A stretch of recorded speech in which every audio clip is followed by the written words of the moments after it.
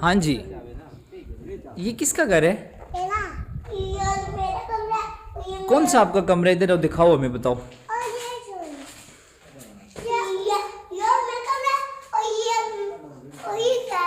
ये किसका कमरा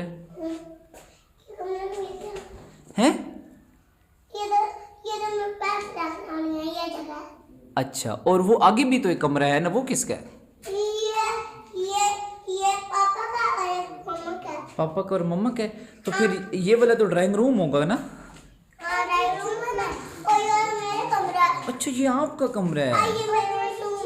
अच्छा, ये आपका वॉशरूम है। और ये वो क्या चीज़ है वो सामने? किचन है आपका? वो क्या चीज़ है आपके पास? वो सामने क्या है आपका?